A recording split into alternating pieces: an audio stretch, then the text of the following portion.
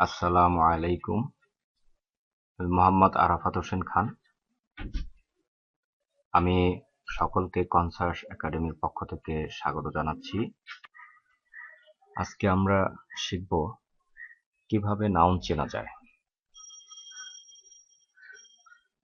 শব্দ দেখে আমরা নাউন চিনব। শব্দের শেষে যদি TION থাকে, এই সাফিক্স দেখে আমরা ওই শব্দটাকে চিনে নিব যে এই শব্দটা হবে নাউন। যেমন এখানে কতগুলি শব্দ দেওয়া আছে। এক্সামিনেশন, শেষে যে সাফিক্স হিসেবে আসছে TION, examination, noun.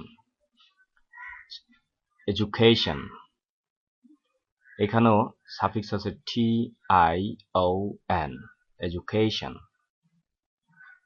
Communication, communication, okay, এখানেও সাফিক্স রয়েছে TION, এটাও noun. Connection, association, allocation, adulteration.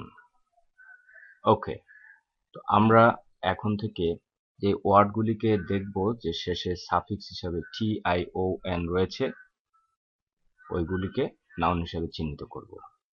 ধন্যবাদ আমাদের সাথে থাকার জন্য। আসসালামু আলাইকুম।